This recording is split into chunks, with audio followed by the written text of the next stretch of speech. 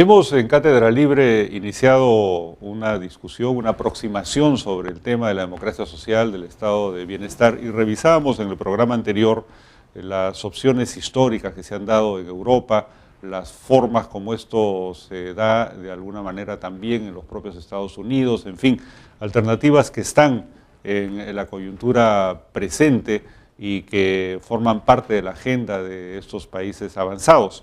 Y la pregunta es, como de alguna manera también nos lo recordaba el doctor Neira en el programa anterior, sobre las posibilidades del Estado en América Latina. Él nos hablaba de Chile, de Colombia, como países donde esto es de Brasil, como países donde esto era factible en función de que son sociedades más consistentes, mejor organizadas.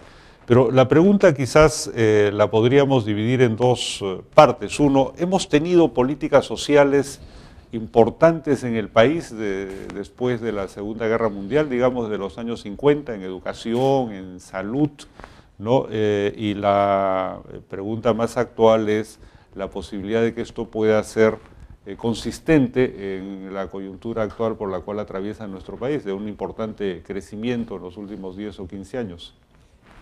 Agustín, si tú me autorizas, lo vinculo a otro tema que sería si ese Estado tiene que ser democrático o no.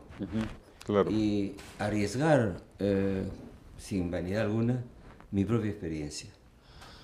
Mira, cuando yo tenía 18 o 20 años, entré a San Marcos, trabajaba para estudiar, entré a la Juventud Comunista. ¿Era la época de Odría? ¿O de Prado? Al final de Odría. En lo cual prueba que no tenía una gran confianza en que se podían hacer grandes cambios por vía democrática. La relación que tenía con el APRA era de rivalidad, pero de respeto.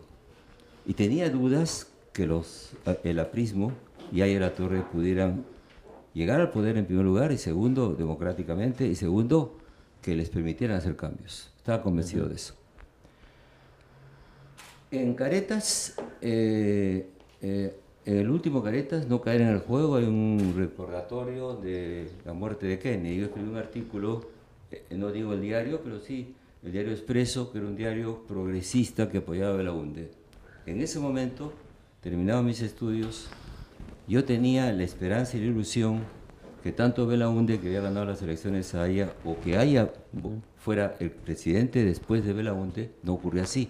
Como sabemos todos, iba a iniciar esos procesos democráticos. Y lamenté terriblemente la muerte de Kennedy. Y escribí un artículo, Kennedy o la buena voluntad. Para nosotros fue un shock psicológico, emocional, moral, ver que el imperio no iba a aceptar reformas sociales fácilmente, ni en su casa. Yo había dejado el Partido Comunista, lo había abandonado, lo encontraba un pequeño partido laborista. Y entonces, a tu pregunta es, en ese momento yo perdí la ilusión de la democracia. La democracia no era un tema para conseguir cambios sociales. Mi generación pensaba en la revolución. Hoy la idea de revolución está revocada. La izquierda, si quiere insistir en una toma del poder, si marxista quiere decir partido único en el poder, sin democracia, sin libertades, no hay ningún lugar de la tierra que sea ni popular ni aceptado. El último asalto de ese tipo fue Sendero. Ahora bien, la historia peruana nos enseña a todos, por desgracia, que los grandes cambios han venido autoritariamente. Odría hace cambios sociales, entre ellos la escuela, los colegios populares en los que yo me estudié. Yo sí tengo una suerte de gratitud al Estado peruano, porque la educación que recibí en los colegios del Perú, en Melitón Carvajal, entre otros, era de primera calidad. No hubiera podido, no sería yo lo que soy, no habría podido estudiar en Europa si no hubiera tenido esa estupenda secundaria y estupendo San Marcos los 60. Pero no todo el mundo está convencido que el Estado puede hacer estas cosas para el bien público. La segunda experiencia terrible, demostrable, que autoritariamente se hace el cambio de la reforma agraria. La reforma agraria se discute enormemente, no quiero extenderme esto, es muy sencillo.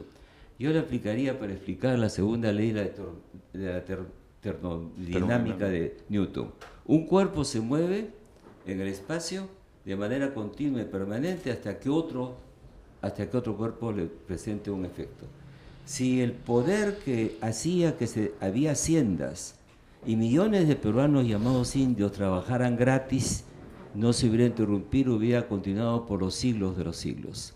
Estoy convencido, no tengo prueba alguna, que jamás le hubieran permitido a Aya de la Torre y a un partido democrático, como no se le permitieron a Belaúnde, hacer una reforma agraria como la que hubo.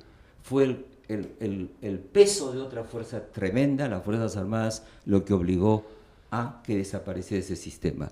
Eso produjo una democratización de la mano de obra. Todavía hay gente que se están pensando que eso fue muy malo, que los campesinos, vamos a decir, vamos al Cusco pues a decirles a los campesinos que regresan a la hacienda y que trabajen gratis por los hacendados. ¿No es cierto? A ver si lo aceptarían, ¿no? Entonces, dos ejemplos de que cosas han pasado autoritariamente.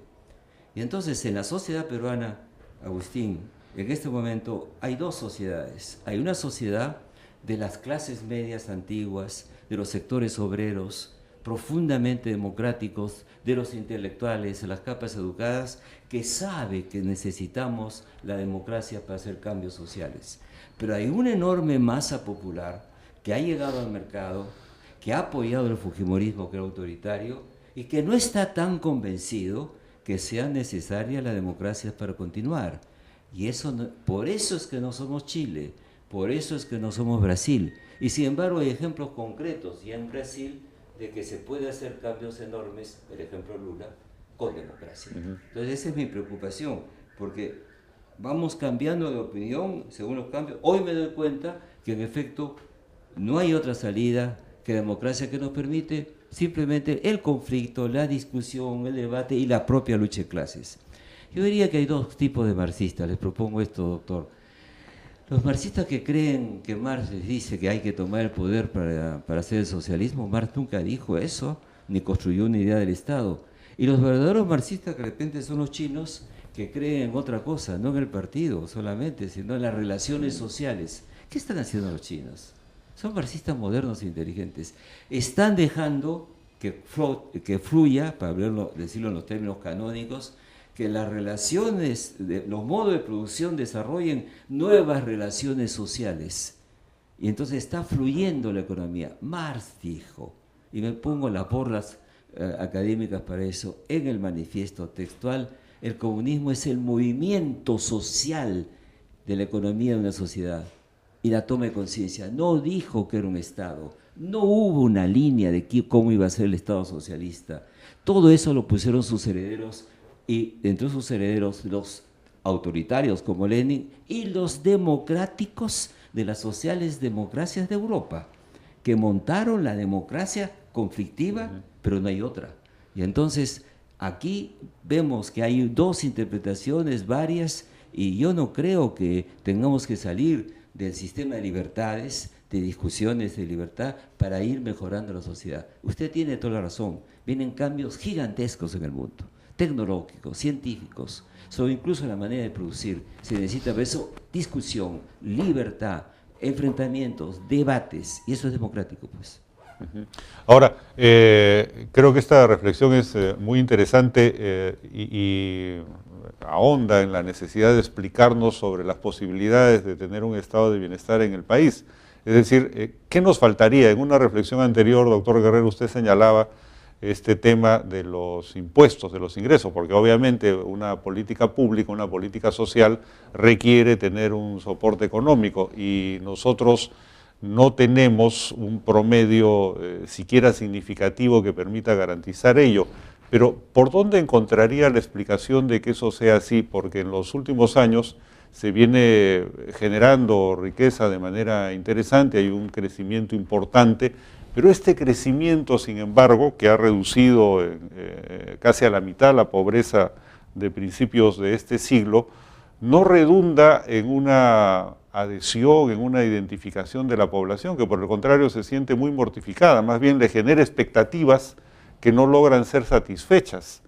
Y esto podríamos entonces encontrar la respuesta porque estamos creciendo pero sin la calidad suficiente, en el sentido de que el Estado no es capaz de ofrecer políticas consistentes como esas que en algún momento tuvimos y que nos recuerda el doctor Neira?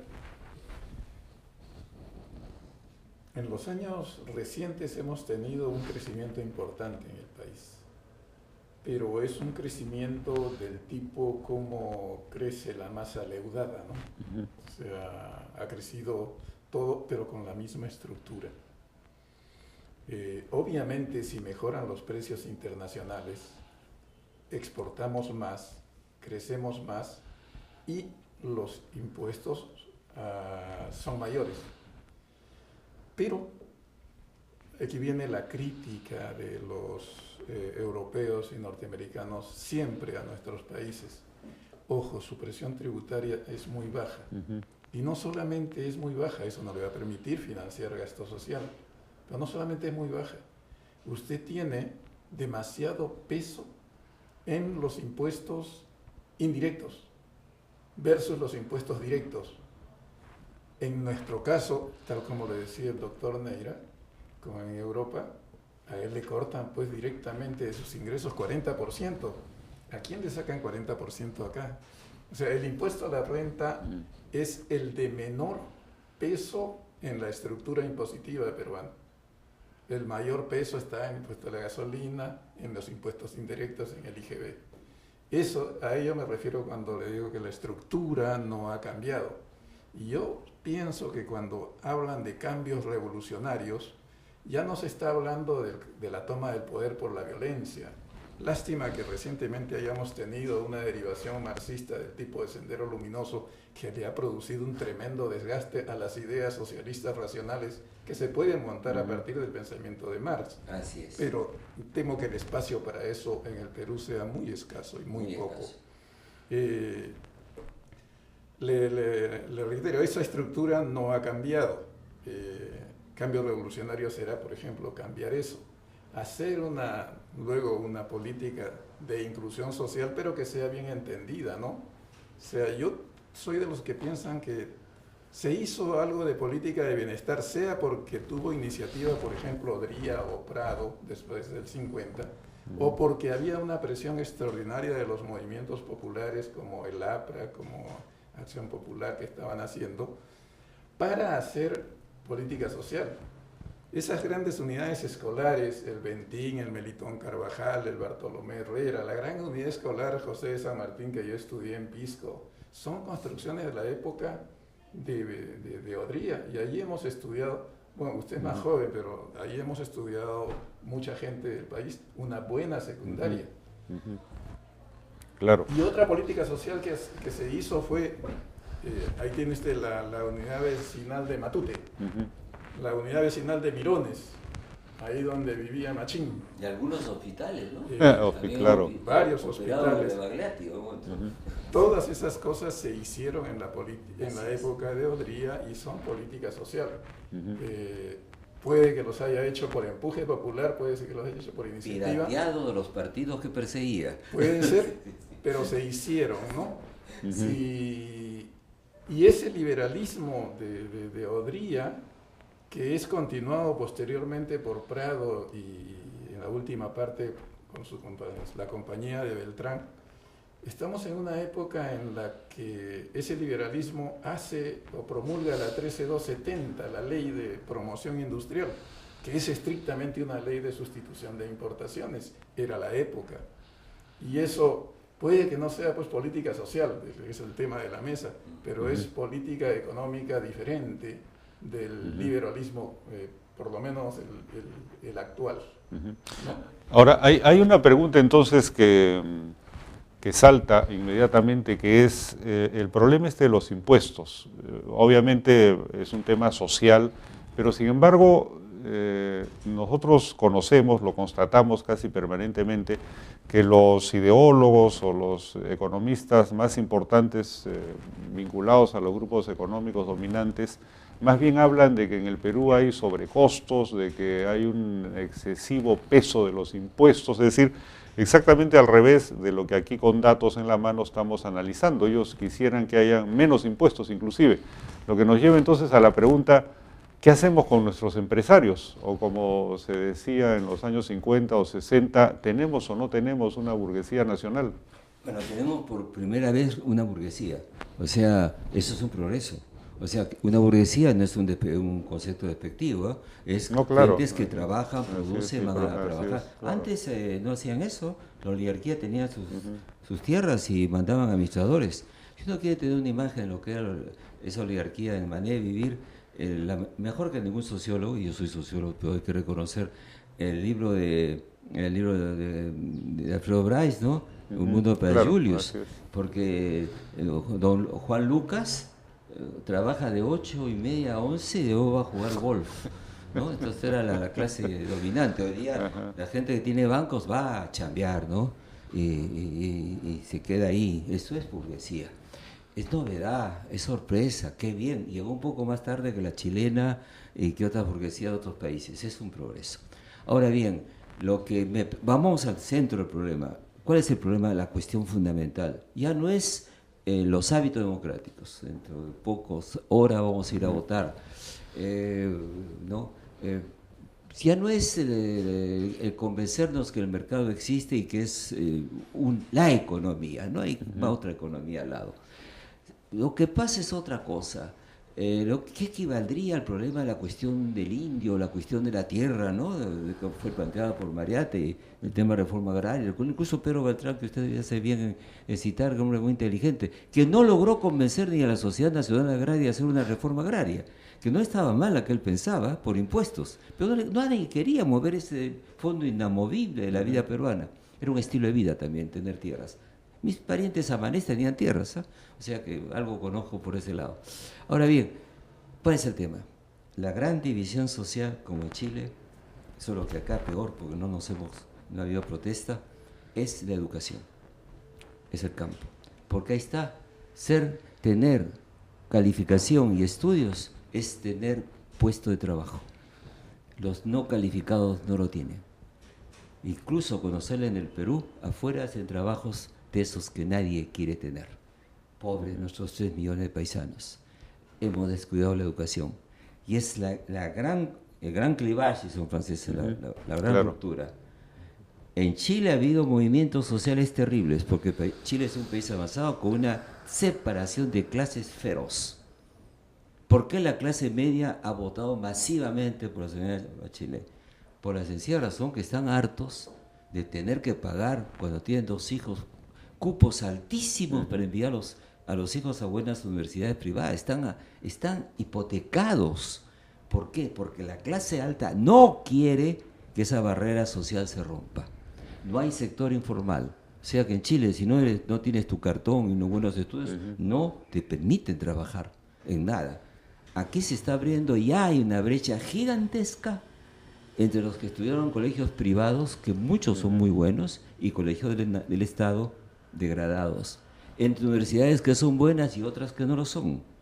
Y entonces aquí se está creando un subproletariado que no lee, no estudia, no compra periódicos y que vota, y que es caldo de cultivo de cualquier autoritarismo y de cualquier manipulación, y que puede ir en contra incluso de sus propios intereses políticos y sociales. Entonces la educación es fundamental, por un lado internamente y externamente, porque si no damos, créanme que estoy convencido, cada año me voy 3 meses a estudiar al exterior a la edad que tengo. Si no damos el salto a la ciencia y a la tecnología, no estamos en el siglo XXI. Y Brasil ya tiene cuadros superiores de primera calidad, y México, y la Argentina, y Chile. Y nosotros no tenemos la conciencia que si no entramos al mundo de la ciencia y la tecnología y al conocimiento exigente, riguroso, de larga inversión en los peruanos dentro del país y con becas, no alcanzamos a los otros países.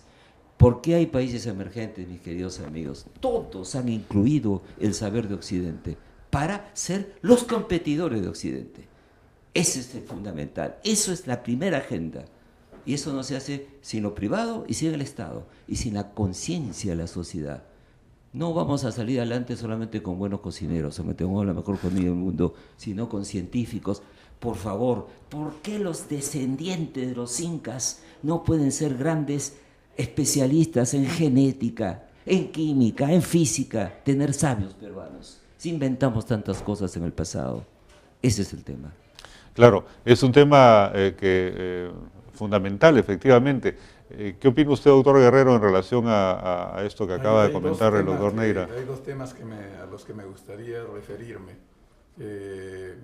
Los economistas ya tenemos la convicción y la conclusión ya casi incorporado en la teoría económica, lo cual quiere decir, esto le da pues un carácter científico, sí, que ustedes no siempre creen, pero la mayor explicación, el crecimiento económico está más explicado por aquello que tú acabas de decir, la tecnología y el conocimiento, que por los insumos físicos. Absolutamente de acuerdo. El otro tema que acaba de tocar, y yo les quisiera pedir un comentario a ustedes, cuando vino la época de la privatización en el Perú, que anteriormente lo había sido en Chile, llega la privatización en la época de Fujimori.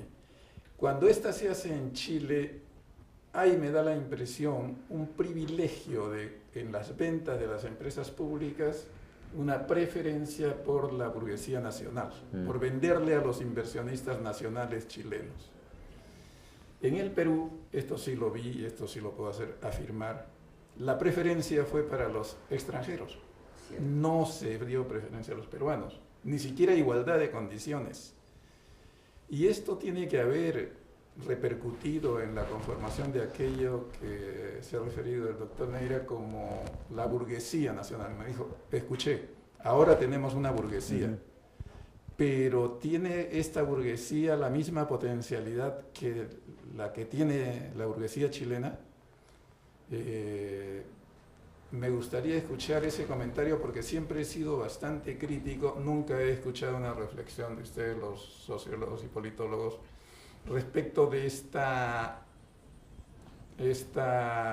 tendencia o esta forma de privatización, de privilegio a la inversión extranjera que se hizo en el Perú versus el privilegio que se dio a la burguesía chilena en la privatización de Chile. Y a eso añadiría para la reflexión del doctor Neira, está bien, es importante, tenemos ya una burguesía.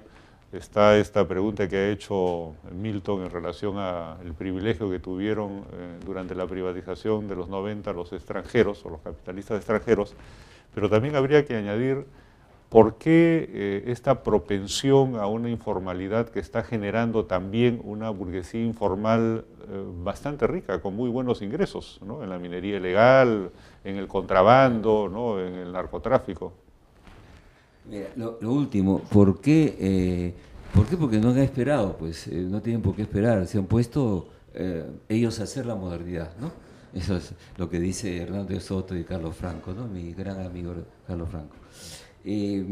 Cierto, esa informalidad inventada desde abajo, bueno, pues tiene un límite, porque hasta cierto momento hay que pasar a una cosa superior de gerencia y ya tienen ahí problemas. Supongo que muchos estudiantes de esta universidad vienen de ese sector social y tienen que formarse para los pisos superiores de la formalidad.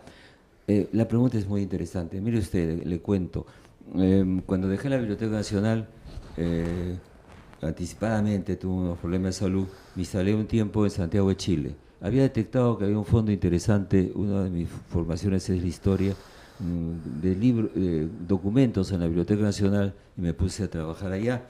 Y también está CEPAL, pues, ¿no? Para el sociólogo que soy, CEPAL, y para el historiador que soy, la Biblioteca Nacional. Y bueno, había alquilado un departamentito y vino el terremoto y se me estropeó varias cosas. Entonces llamé a operarios, ¿no? A gafiteros chilenos. Llegaron gente de una impresionante formalidad. Nadie puede cambiar una tuerca si no tiene un permiso. Y pregunté dónde se habían formado, ¿no? Y al ser sociólogo es una especie de formación profesional, hacía preguntas y descubrí, sin gran estudio, que Pinochet no tocó el sector de industria pequeña en Chile. Fíjese, cosa que en nuestro caso desapareció, voló, ¿no? Las pequeñas fábricas que estaban en la Avenida Colonial desaparecieron. Y luego, en efecto, esa propensión a favorecer una clase social que ya tenía una tradición burguesa del siglo XIX. Bueno, siempre tuvieron esa burguesía alta, con ciertos comportamientos ahorrativos, austeros, ¿no es cierto? Cosa que no pasaba con nuestra antigua clase alta, hoy día no. Pero en cambio, fíjese, comparando, usted me pide una comparación muy rápidamente, ellos tienen más dinero que la burguesía peruana, tienen más movimiento exterior, en cambio, tienen menos sensibilidad social por una razón, porque la clase política se ocupa de eso. Acá están conscientes de los riesgos de la sociedad peruana, aquí tienen más sensibilidad para la cultura, para la educación, porque saben que todos estamos todavía en una situación inestable. Entonces tiene usted más conciencia política y social aquí, menos capacidad de dinero. Allá más capacidad de dinero y quizá un poco de división de trabajo, que los políticos hagan su trabajo, nosotros hacemos lo que hacemos. Entonces toman distancias muy grandes, ¿eh? Alto Las Condes es un barrio realmente impresionante donde no se va fácilmente, cosa que no pasa con las Casuarinas o Monterrico. Bueno, fue la Casuarina que quiere comprar Casa Toledo por ahí, pero entonces eso me parece dificilísimo en Chile. Pues hay una diferencia importante. Hay una diferencia. Yo creo que hoy día puede cambiar en Chile muchas cosas y acá, si dejan de pensar que las cosas están completamente terminadas, no. Hay que convencer al pueblo que la democracia es necesaria, que las libertades son necesarias y que se necesita un cuerpo de profesionales del Estado, cosa que todavía tienen sus dudas. Tiene usted razón, hay un fundamentalismo, pero les pido pues que miren cómo funcionan los países asiáticos. ¿Es que Japón no tiene buenos funcionarios? ¿Es que Corea del Sur no los tiene?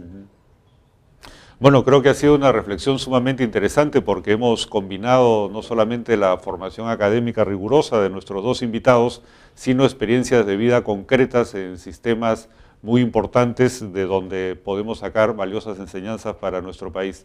Muchas gracias.